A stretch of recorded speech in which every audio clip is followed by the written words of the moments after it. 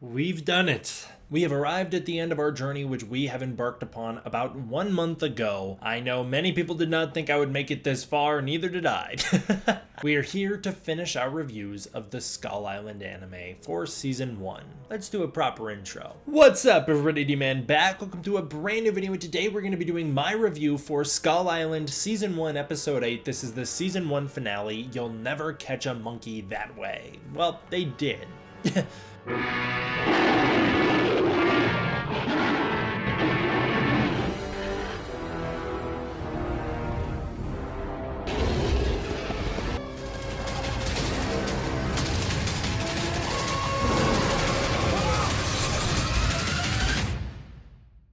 Alright, well, I finished the Skull Island anime. I've actually, in full disclosure, I watched it a couple weeks ago. There was just too many spoilers, and I just wanted to watch it. So I binged the entire show in one sitting with my little brother. We watched the whole thing, we had a great time, and then we watched the final episode. Obviously, -1 dropped, and then life happened, and so now we're here. But yes, we are here to finish off our reviews for Skull Island Season 1. Much like with the last episode, I just have a lot of thoughts on this one, and I have a lot of thoughts as well that I want to cover probably in a whole video about the season itself. Again, I think it's really important to engage with the show one episode at a time to see if each episode stands on their own, and also because that keeps the conversation alive and it keeps things going in a way that the show needs. It needs this, it needs me to do this, because otherwise we're not going to get a season 2. There's a lot of thoughts I have on this episode, but I would like to say that I really think this episode reins it back in. I think this is a much stronger episode than the last episode, which I know is not the popular opinion. I really enjoyed this episode. I had a great time with it. Spoiler warning for the Season 1 finale of the Skull Island anime. I'm not going to give a plot-by-plot, beat-by-beat breakdown of the episode, but I am going to go over all of the little details and things that I noticed while watching it, and a bunch of my notes and little thoughts that I had while observing the episode. Alright, jumping into it. I always enjoy when an episode picks up the second where the last one left off, so that's a good place to start. I appreciate the plot reference as to why we saw the art and why there was such an emphasis on it in the previous episode when Charlie was stuck in Kong's temple. There's an explanation here as well as to why the Kraken is such a dick, throwing whales on land, not going on land, and I appreciated the fact that they gave us an explanation, and basically the Kraken is just, it knows that if it's on land it won't be able to beat Kong in a fight, so it's trying to bait Kong into the sea because, well, Monsterverse Titans will titan, and they both want the title of king, it seems. I'm sad that they sidelined Mike in this episode. He was one of our main characters through so much of the show, and then it seems like 2 episodes ago the show kind of forgot what we were doing. It suddenly became the Annie and Irene show when originally it started out as the Cap and Mike and Charlie show. At some point that shifts to becoming the Annie Irene show. Fine, fair enough. I really like Irene. I'm still not an Annie fan. The full season binge really helped my appreciation of the character Annie. But it's sad to see that basically who was our main character for the first couple episodes of the show has been sidelined and reduced to basically sitting in a bed for the last couple. I do like the way that Charlie balances his true feelings with humor. I like the way that he sometimes drops the humor and you can see that he has genuine concern. On the other end of that spectrum, Annie often is a humorous character, often in this episode as well, and I feel like she compromises the dark tone of this episode. I also did not like that little joke where they're like, dog doesn't talk. We know. I didn't think that joke worked at all. I didn't like that whole scene because it's like they know dog swam here. How else did they think dog got here? Would they think dog rode a boat here? Isn't it common knowledge that he can swim? And this also doesn't play into the rest of the episode. Like, they say that almost like it's gonna be this reveal where it's like, dog's gonna swim us off the island. No, he won't. That's just not relevant. Nice squid arm in the intro. I like that stuff. That's good stuff. I like the way that they always switched out the intro title card. I love how they build up the new camp upon the wreckage of the 1973 expedition. This seems to just be one of the nameless helicopters, like the one that landed on the Buffalo in Kong Skull Island, where we don't really know who was in it or what it was about. It kind of reminded me of like how Chapman was super stranded all by himself, but I wish the helicopter itself had more overgrowth on it. But I loved seeing it. I love that kind of visual connection to that movie. That's the kind of stuff this show needed more of. The humor here when Mike is told to shut up and that nobody wants to hear him talk does not land at all for me. That whole scene I thought could have been omitted from the episode and we would have just saved time. I didn't think it worked at all. I thought it was awkward. Not for me, I guess. Good to have the confirmation that Annie's 16, almost 17. That's a good age confirmation for her to have and very convenient that she happens to be Charlie's age. I do like the way that Irene bonds with Annie here, but Annie follows it up by giving one of the cringest lines I've heard, probably the worst line in the Monsterverse, maybe right next to the gonorrhea line from King of the Monsters, and that is, "I am the giant monster." Ugh,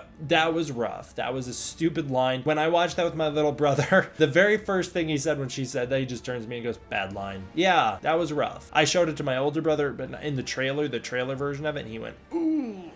Like, everybody knew that line was bad. Okay, good Charles callback. She calls him Charles like in the second episode, but why? I don't get it. Why did she switch all of a sudden? Also, I like that they call her Anne here, just as a reference to that character from the King Kong mythology, the End Arrow character. It's nice to have some resolution to Cap and Charlie's story here, and I love their relationship. I love the two of them. I think Cap is such a great dad. Flares are being brought back into the Monsterverse. They are a reoccurring motif in the Monsterverse, appearing in most entries. That awkward hold on to me scene doesn't really work for me. It's a little too horny for these characters. I know they're almost adults, but it was just awkward, I thought. I love the human moment here where Irene goes and cries with Sam. That's probably one of my favorite moments in the entire episode. Might be my favorite human scene in the episode. I thought it was great. A really, really great, touching moment that you don't see in most media. It's weird how they treat crossing the bridge here as a scary thing, because you'd think Charlie and Dog would have had to cross that bridge in the previous episode in order to get back on land, so I'm not sure why it was all of a sudden scary. What is down there in that pit? We can only make out fog and a couple plants, but it seems that Annie is aware of pits like that on Annie's island, so maybe that's not something completely foreign to her. She says going down into the pit makes you sick, and I think maybe she means that the fog makes you sick, or that the monsters down there will kill you or something. My little brother theorized that it's a portal to the Hollow Earth. I don't think so, just because that'd be a pretty big cavern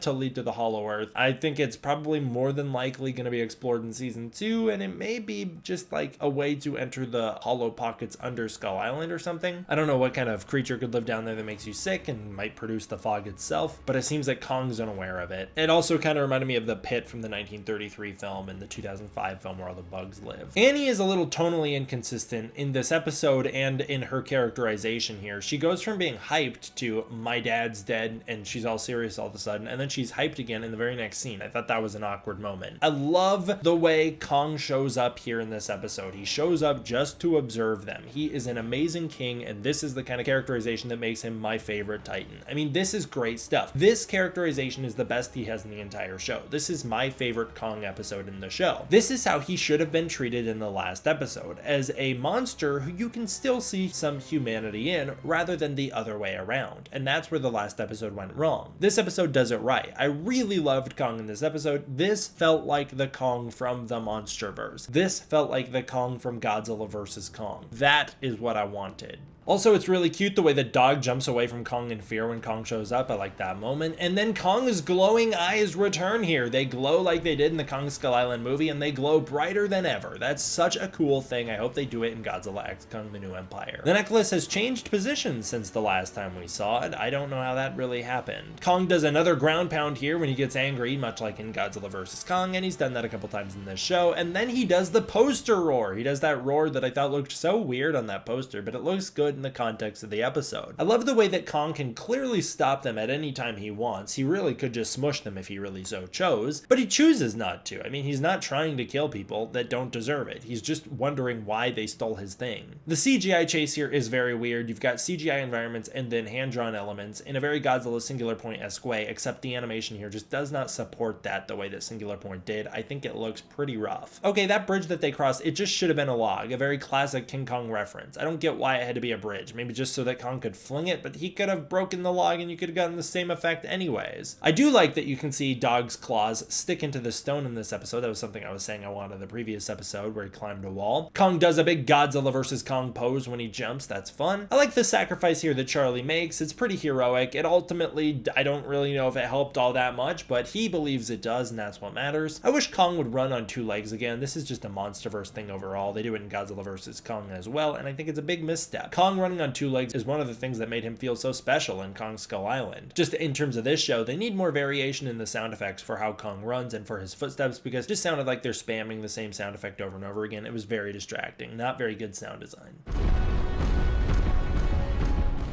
The tracker in Annie's handcuff is most definitely how they find her at the end of the episode when she's stuck under the ocean. That's a good little detail that is very subtle and maybe hard to pick up on, so I like that that was in here. Again, just as a little reminder so that it's not a question we have at the end of the episode. The group's reaction to Kong is wonderful. It really builds up the majesty of him and reminds me of the Kong Skull Island movie and the way he was treated back then. We also get a fun callback here with the crabs on the beach. That's a really nice way to tie the whole series full circle. There's a lot of stuff in this episode that ties the series full circle in a really wonderful way. I love the way Kong interacts with the water in this episode and how he has real weight and what he does in the water really matters. I also like how he refrains from killing Annie and Dog here. I wonder if he was truthfully about to. I don't think he was going to. I think he was going to do another big ground pound right next to them to give them one final warning. I'm surprised Kong was taken off guard by the sea monster and wasn't prepared to fight it when he landed on the beach. You'd think he'd be like, well, I'm on the beach and this thing just threw a whale at me last night, so it's go time. I actually think it would have been more interesting if Kong was apprehensive to follow her onto the beach but did it skeptically because he knew that that thing might attack him.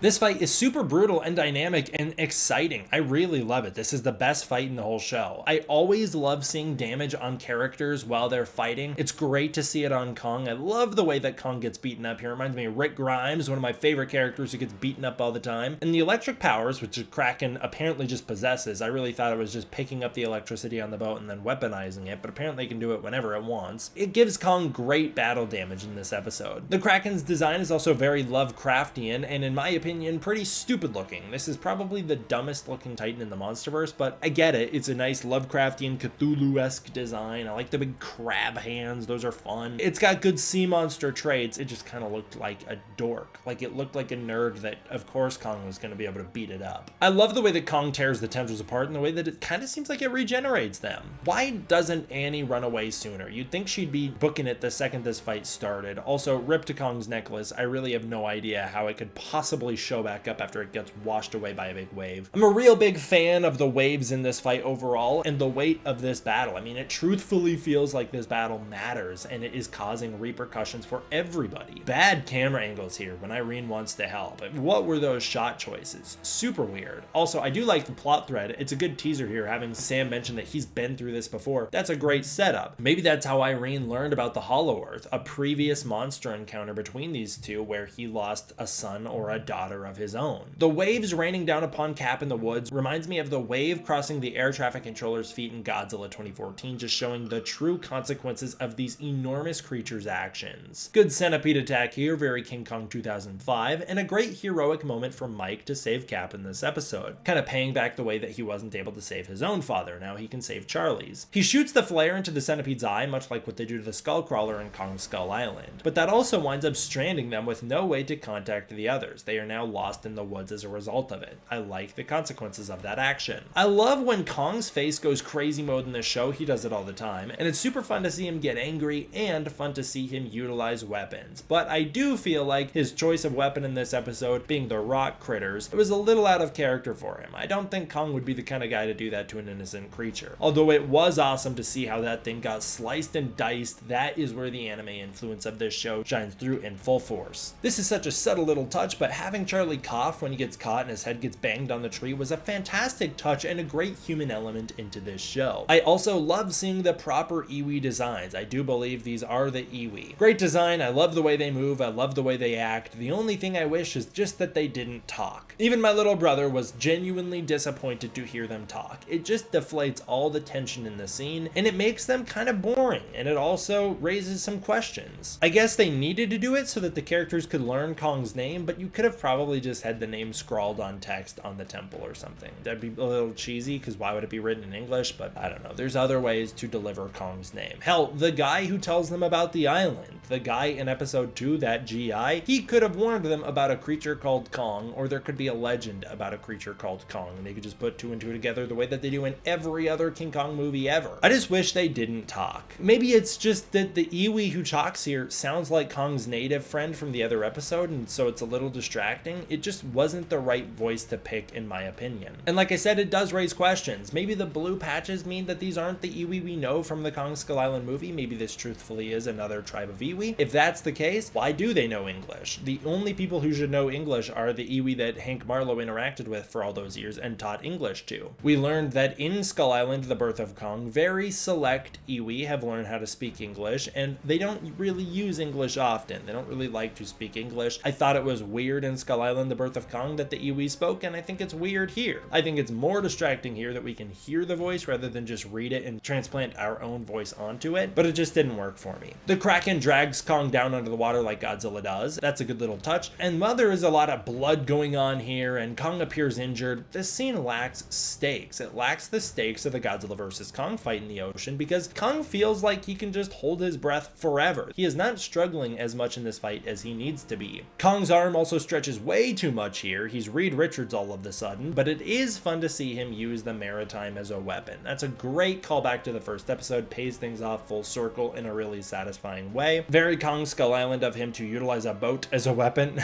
or a piece of a boat as a weapon, I should say. But how did it sink so close to the island? I mean, did that thing just drift close to the island, or was the storm that close to the island? It just, that was a question mark for me. It was like, how did that get so close? I was under the impression that they went down in the giant storm unit that surrounded Skull Island rather than just right off the shore of it, where Mike and Charlie should have still been in a storm when they landed on the island if that was the case, and everybody kind of should have landed on the same beach. I was curious about why that wound up there. Great damage here on both ends. Love the way that Kong smashes that thing into the Kraken's eye, and I love the way that the Kraken glows underwater. It makes him really exciting to see down there, and also provides a source of lighting for them. I love the battle damage overall in this episode. I know I keep mentioning that, but I want to say that I honestly think they do that better than Godzilla vs. Kong, a movie where Godzilla gets the shit kicked out of him and then can just walk around with maybe a little bit of scratches on his chest, like a bit of an orange chest, and then he's got like a gash in his leg that kind of is ignored. But the guy takes an axe to the face and walks away from it like nothing happened, whereas Kong gets stomped on the ground and scratched up and then walks away from the movie with just some scratches on his chest. And it's like, where's the battle damage that these guys should be having? Show me them beaten up and bloody and bruised, and I like that this show does that constantly. Those lizard creatures in the last episode, being able to put so much battle damage on Kong kind of ruins the impact of seeing it here, so I wish they had picked one or the other rather than giving it to both, because it makes the lizard creatures seem way more important than they should be, but I like it. I love the way it looked. I also love the heroic nature of Kong here, the way that he saves Dog and Annie. I didn't need the flashback, but it was a good way to pay off his bond with the native in the last episode, and shows how much he looks out for nature, and how he's just a good dude.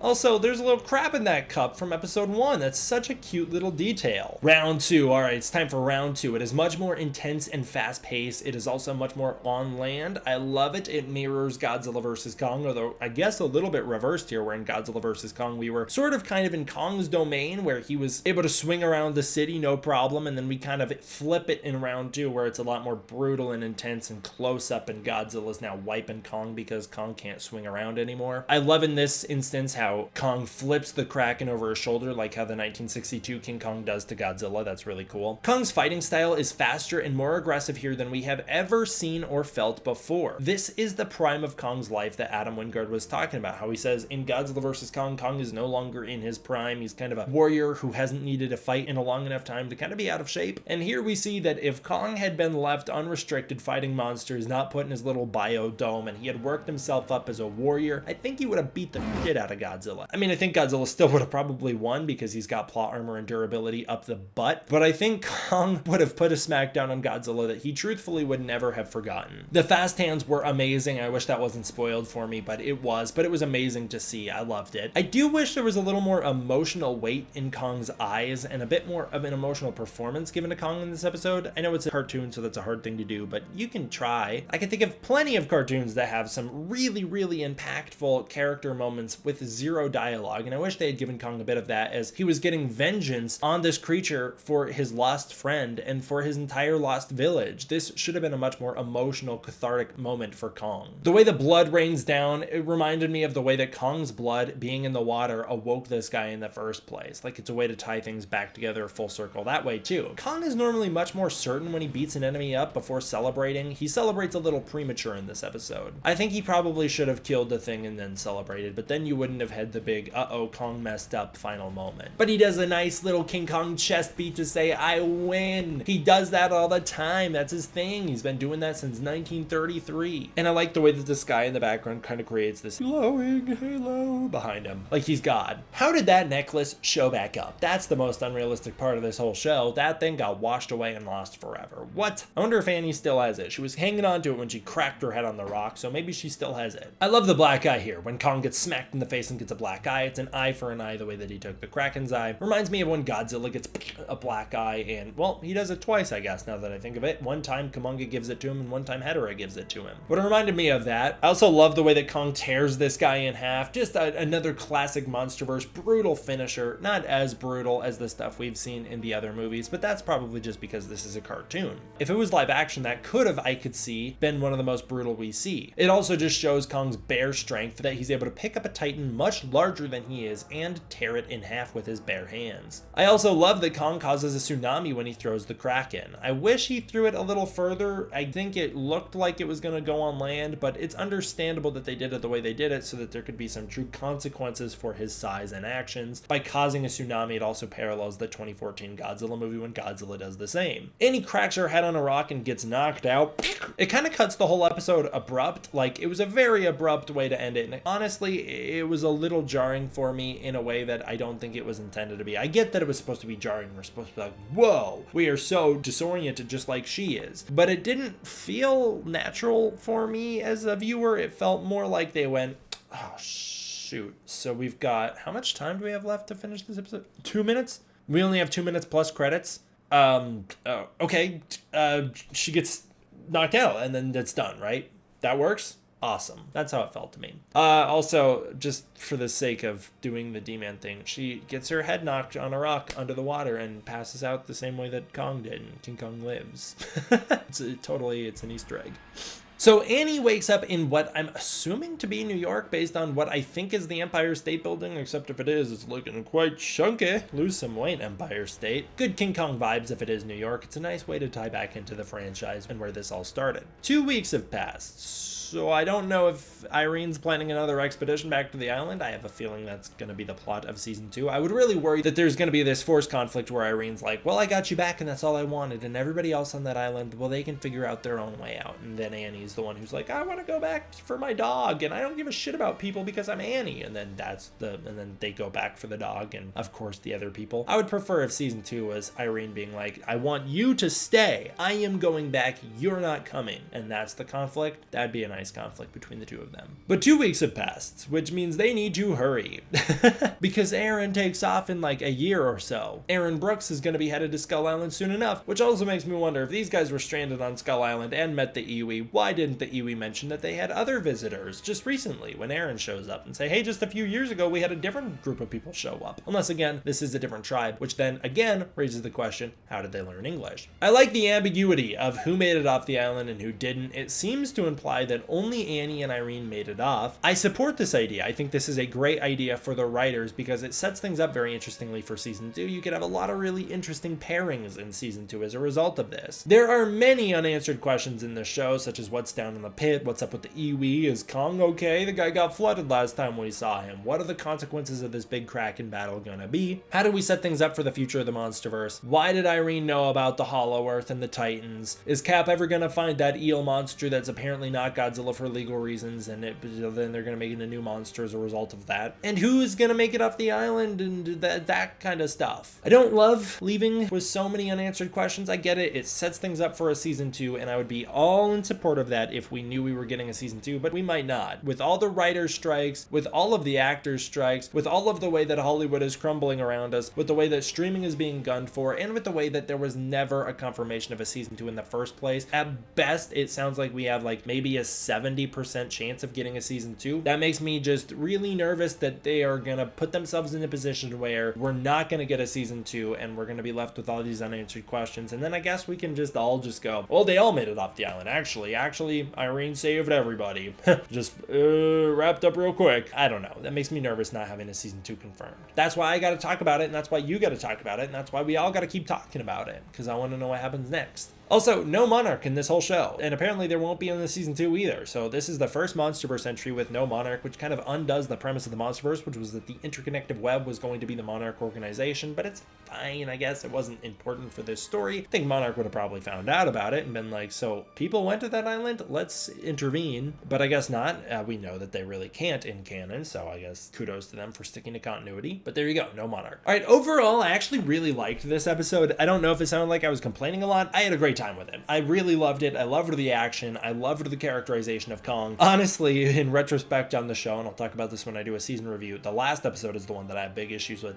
Other than that, this show really works for me. I was a big fan of this episode. I liked the music. I thought it was really nicely done. I thought the music really kicked in this episode. I thought that was fun. It just goes to show that King Kong has never had a bad soundtrack to date, and I like his theme. I like Kong's theme music in this show. I liked the choreography of it. I liked the consequences and the weight and the battle damage, the stuff that I've talked about through the whole video. I liked the human emotion. I thought the human element was lacking in this episode, but I did like the emotional beats that they spent time on. And overall, I was pretty satisfied with it. I thought it was a pretty good finale. I don't know what you guys think. Let me know down below. Did you guys like this one? I thought it was great. One of my favorite episodes of the season for sure. All right, that's where I'll end it for this one, guys. I want to give a huge thank you to my patrons over on Patreon. If you want to support the Patreon, you can using the link in the description below, where you can get early access to content, access to the Discord community, and more. And it really does go a long way towards supporting the channel and making sure I can keep making videos like this for you guys. I do plan on making a season review for Skull Island down the line. I've binged it again. I'm going to do a season review for my whole thoughts on episode to episode now. I think it worked as an arc, so we can look forward to that. I'm going to try and keep the conversation in the Skull Island show going as long as I can, because I enjoyed it and it's fresh Monsterverse stuff to talk about. Alrighty, thank you all for watching. I hope you enjoyed. I'll see you guys next time for the next one. D-Man, out.